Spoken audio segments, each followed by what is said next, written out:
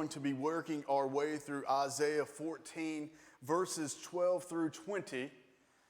But of course, before we can do that, we must first back up and discuss what we talked about last week so that we keep everything in its proper context. Now, last week, we made our way through verses 1 through 11. And we know that we are in this vision that God has given Isaiah. And coming into verses 1 through 11, this is a song, a proverb that the Israelites are going to sing once Babylon has fallen, once that empire has been crushed. And leading up to this, we learned how that empire is going to be crushed. I mean, you think about the power, the military might of Babylon. Every nation, every city, every area they went into and they wanted, they just took it. So it seemed as if this powerful empire could never be stopped. And yet what happened? God raises up the Medes and the Persians. They weren't even on Babylon's radar. And that's the army in which God brings in to wipe out the Babylonians. Now, before the Babylonians are going to be taken down, we know that they have enslaved the Israelites. So here the Israelites are enslaved by the Babylonians. And it is because of this slavery that God is going to eliminate this mighty empire.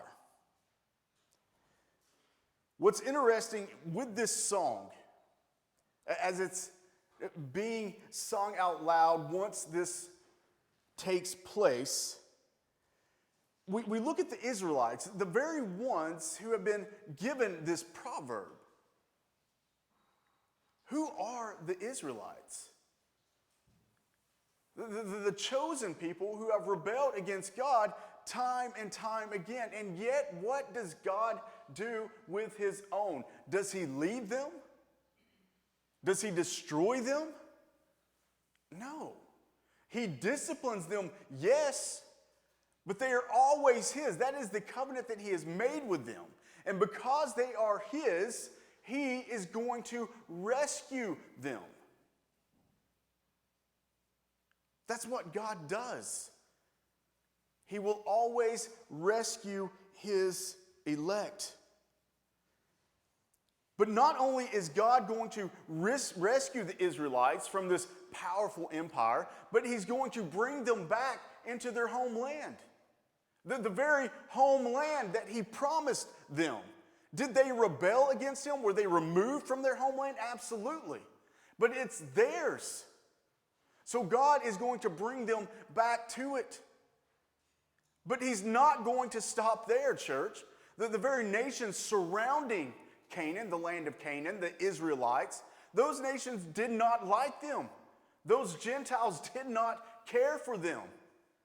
But here, by way of these nations seeing Babylon destroyed, they're going to help usher the Israelites back into their homeland. And some of those Gentiles are going to walk into the homeland with the Israelites and worship the true God. So you see the grace and mercy of God over this whole plan. First, he frees the Israelites, brings his remnant back, but then he also rescues some of the Gentiles, the very ones who were God haters. It's absolutely amazing when you think about the God that we serve. How the very elect is never going to be lost.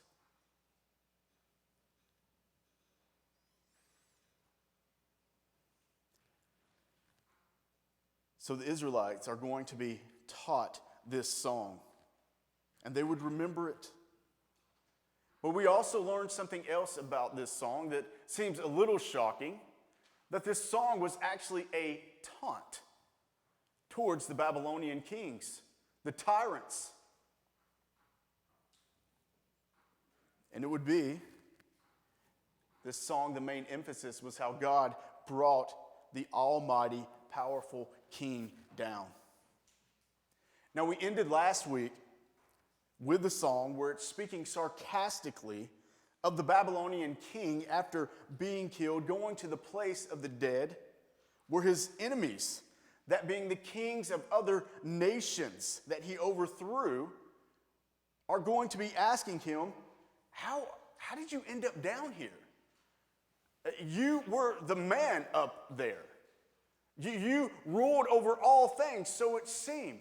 So how in the world did someone take you out? Who is more powerful than you?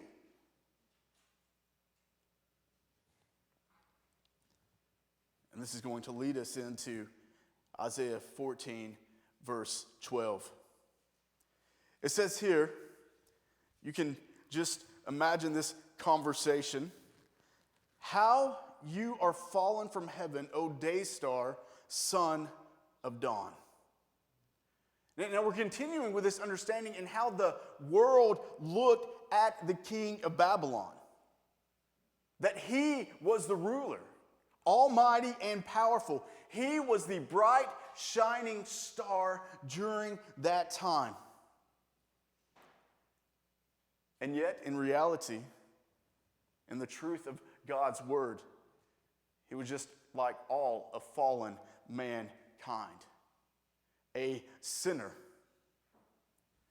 Church, this is something that we have to grasp here, because it doesn't matter how the world views you. What matters is how God sees you. The world, maybe out of fear, worshiped this Babylonian king. But God despised him because of his arrogance, because of his pride. You think about everything that God gave him. Everything that this man ruled over, God decreed. It wasn't going to happen unless God decreed that it was going to take place. And yet, what did this king do? What did this tyrant do? He saw himself as the one who should receive the glory. He saw himself as a God. And yet God is making the point in this song that there is only one God. For this king, he wanted to be exalted above all the false gods, and he included the true God as one of those false gods. And technically, the Babylonian king, this tyrant, was worshipped by men. But do you know who he truly was? He was a mere worm compared to the Almighty.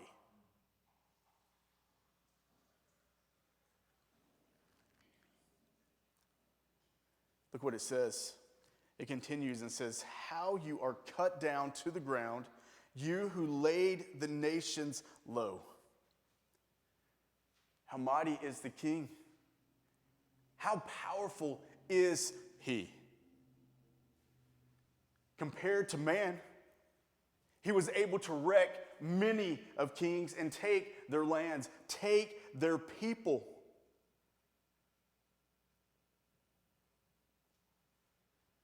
He had powerful armies surrounding him, men with strong military minds.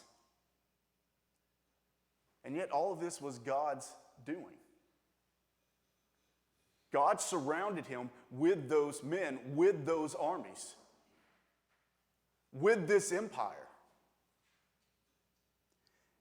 And yet, this king gave absolutely no credit to God. And now, God is going to make sure that the world knew that no man was ever going to be greater than himself. When God was done with Babylon, it would no longer exist. And when God was done with those kings, they too would no longer exist. He was going to make sure that the world knew that the once powerful is actually powerless compared to him.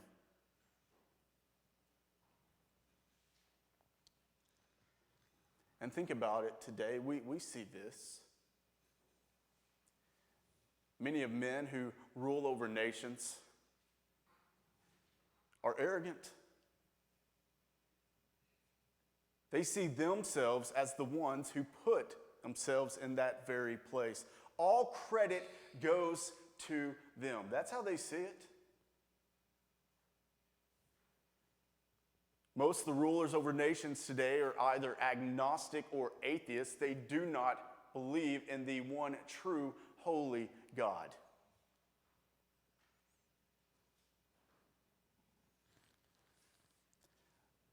They, like the king then,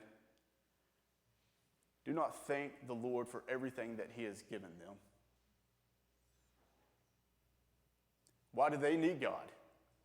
For they believe that they've achieved everything themselves. Why do they need God? For God is for the weak and not the strong.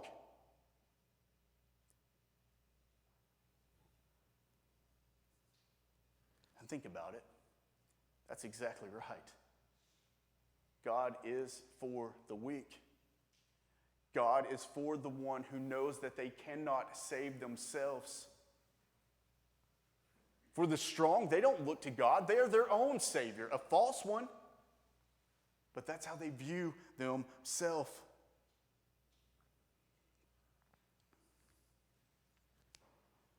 The problem with our kings and rulers today is they're very much like the king of Babylon then. They believe themselves to be indestructible. Look at verse 13. It says, "You said in your heart, I will ascend to heaven above the stars of God." This monarch, this king, believed that the future lied in his own hands, that he had the control. He relied upon himself. For in his own heart, he believed this was his doing. For he was an ungodly man who was swelling full of pride.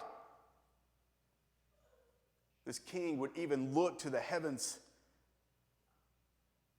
as if it was something else that he could conquer. Now just pause for a moment and think about that statement. That this man believed that he could rule and conquer the heavens.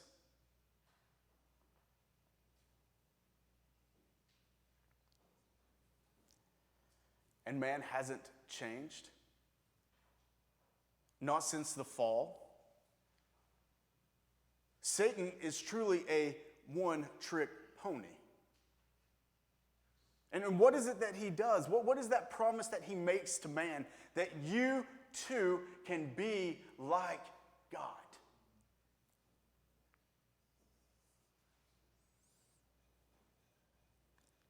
And the foolish, they believe it.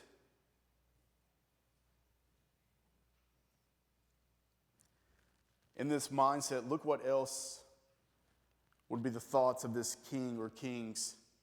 I will set my throne on high. I will sit on the mount of assembly in the far reaches of the north.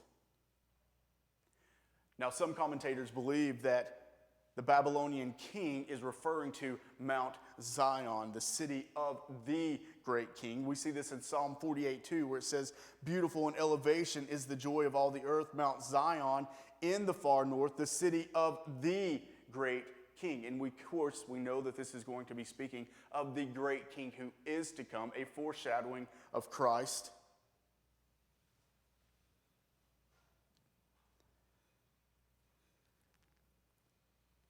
So the king, if this is correct, believed that not even the Jewish God could stop him. That he could crush their God and his people. Now, other commentators have made the statement that Mount Zion would not have been that great of an accomplishment for this king of Babylon to conquer. So they believe that he is speaking of a mythical mountain where the false gods lived, where the Babylonians, the very ones that the Babylonians worshipped. Now, either way, what we are seeing is a man who believed that he could conquer either the true God or the mythical gods, again, that they worshipped. And we hear this, and we think at times, well, thankfully we've changed, that we're not as arrogant today as they were then. I say, are you kidding me? This may be a bit simple because it's been said many of times, but look at how cameras are used today. They're no longer facing away from the person. They're facing toward the very person who's taking the picture. You look at social media today. If you stay on there too long, you're going to puke. Because all it is the person talking about themselves. It cracks me up in a bad way, in a sick way. When you have a husband and wife celebrating their anniversary, and on their Facebook page, they're talking about how much they love that person, how thankful they are for that person. Well, why don't you tell them to their face? Why does it have to be announced to the entire Facebook community, Instagram community, Twitter community? See, the problem is, church, we're probably more arrogant today than they were then. We have more avenues to show our arrogance, to share it.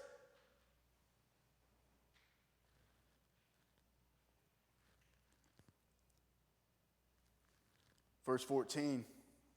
Continuing, it says, I will ascend above the heights of the clouds. I will make myself like the Most High.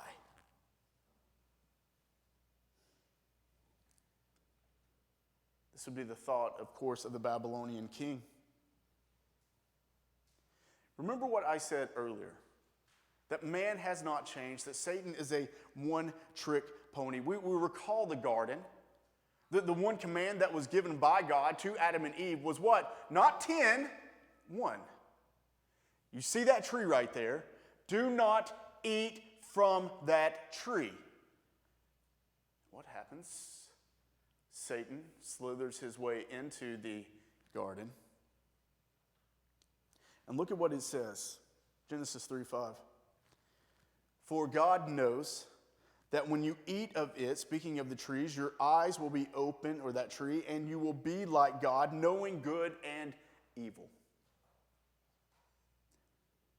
But we have to understand that's what fallen man wants. They can claim to be atheists, but what they really want is to be God. That's why they create false idols. That's why they deny the true God of Scripture. For they want to be the creator of the God that they are going to worship. They want that God to be like them.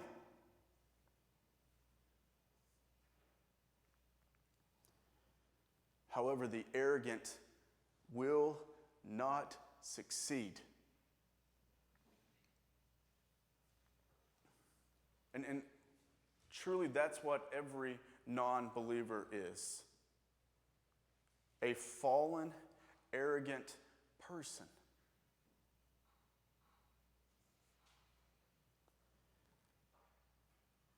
Verse 15 says, but you are brought down to Sheol, to the far reaches of the pit. So here you can imagine the Babylonian king, who all the people worship, out of fear, or they truly worship him because they think that he is a God in some way, sense, or form. But what is this song? What is it shouting out? You may want to be a God, but the true God is going to strike you down. The prideful will not reach the glories of heaven, much less overthrow the Creator from the throne. For this type of arrogance will get nowhere close to God, will get nowhere close to the heavenly realm. Instead, he will be the furthest from it. He'll be brought to the place of the dead. Now, during the ancient times, there would be a large, massive tomb, and many of people would be stuffed into those tombs. Except for the kings, except for the important ones, they would have their own tomb in which they would be laid. But God, through this song that he's given Isaiah, mocks the Babylonian king. This king isn't going to have his own tomb.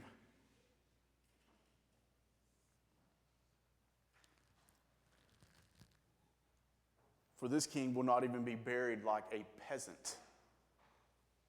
For even his pride is going to be crushed after his death.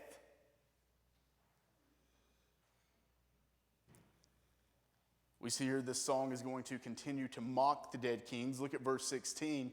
Those who see you will stare at you and ponder over you. So this kind of goes back to that imagery in a bit of a poetic way of the king going to the place of the dead and the people looking at him again. That same thought running through their head. What in the world are you doing here? How can you be here, the very one who could not fall? And yet here you are in the place of the dead? Who could have dropped this powerful man? That would be the question that would be asked. The dead would be asking themselves, is this the man who made the earth tremble, who shook kingdoms? Isn't this the king that annihilated cities? No one could stand up to him. Whatever he wanted, he took. Whatever person he wanted, he would take captive. And for those he didn't want, he would kill. Verse 17 says, for this king is the one who made the world like a desert and overthrew its cities. This tyrant of a man would be so cruel that if he wanted to, he would annihilate everyone and everything in that city, leaving nothing behind. He was cruel. He was one who did not let his prisoners go home.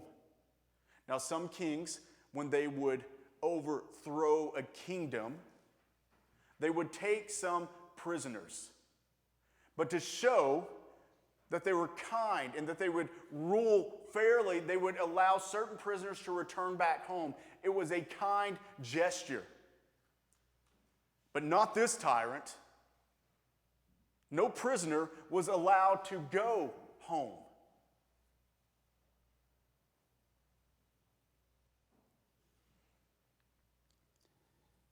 He would crush the cities, take the people, and never free them. So this very tyrant ruled by people being terrified of him. Now look at verse 18. It says, all the kings of the nations lie in glory, each in his own tomb. So for the other kings, other than the Babylonian ones, they would be laid in a ceremonious way. They would have their proper burial, their own tombs. But not the tyrants of Babylon. Where it says in verse 19, but you are cast out away from your grave like a loathed branch. For this king will not be laid in the tomb in which he had prepared for himself. He will be left out on the ground to rot. It says here that clothed with the slain, those pierced by the sword, who go down to the stones of the pit like a dead body trampled underfoot. Now, we truly don't know who this king is that this is being prophesied about. Some speculate that it is Belshazzar. But when you think about this powerful tyrant and how his entire life was about himself, his pride, his arrogance, his empire, and yet his death, his body would be left lying on the ground, his clothes stained in blood, and not just a little bit, covered in it to the point to where when ones would walk up upon him, he would already be stinking. It would be rancid to the point to where no one wanted to touch him, no one wanted to give him a proper burial. Throw him over in the ditch. Allow the predators and the scavengers to feed on him.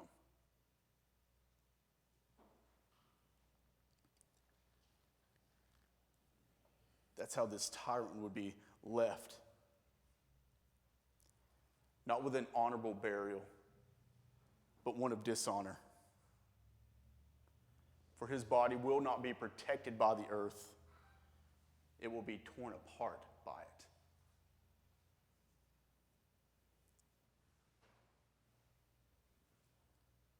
Verse 20 says, "You will not be joined with them in burial, because you have destroyed your land, you have slain your people."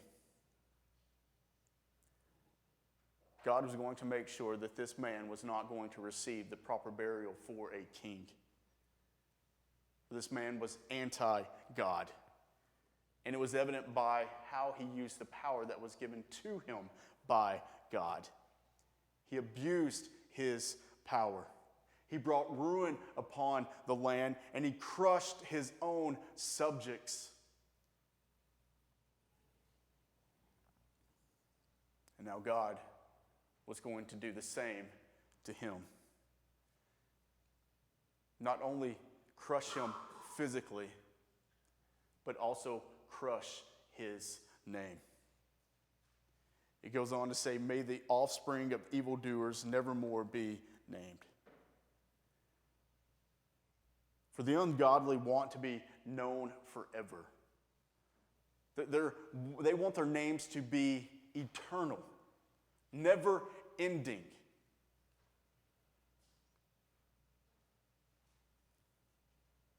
For they want their names to be known throughout the ages. Another sign of the arrogance of man.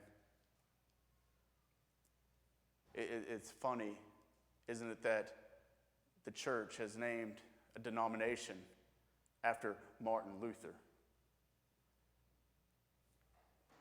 Luther would not want that. He is probably still rolling over in his grave knowing that that's what happened. But for the arrogant, for the prideful, they want buildings named after them, statues put up about them.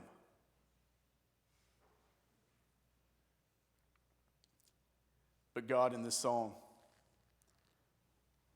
said the Babylonian tyrants will be destroyed once and for all, and that does mean their bloodline. It's finished.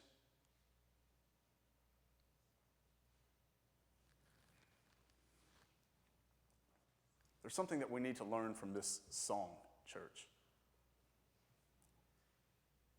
And that's God's vengeance is real. God's wrath is real. And we need to embrace that attribute, those attributes. We need to love that part of God. But for the most part, the Western church, you know what attribute they're going to name when God is brought up? He's love. You think about the majority of the books that we have gone through so far. what have we truly learned? Because right now we've gone through what?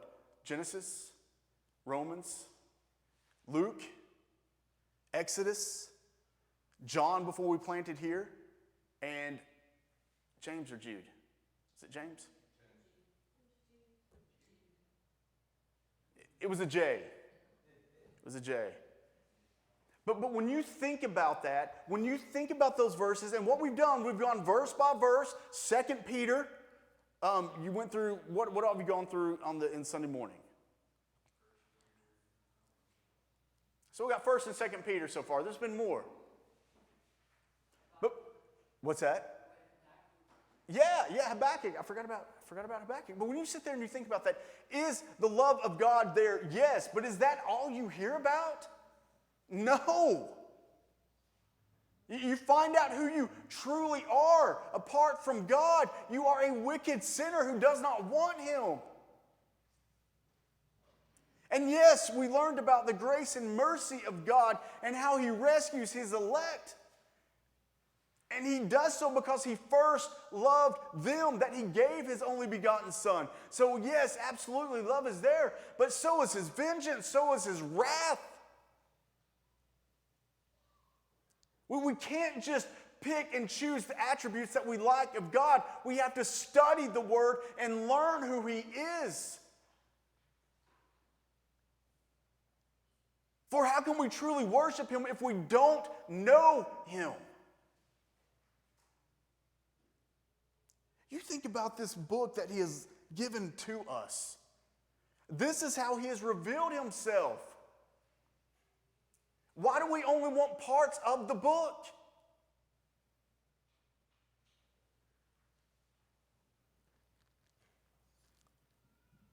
We should love every attribute of God.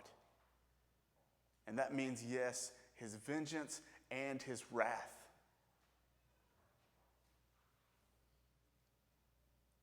We should be joyful when God's judgment falls upon the wicked.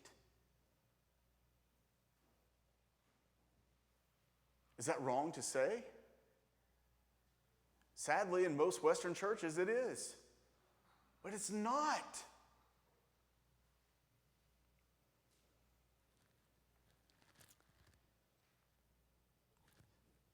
Questions?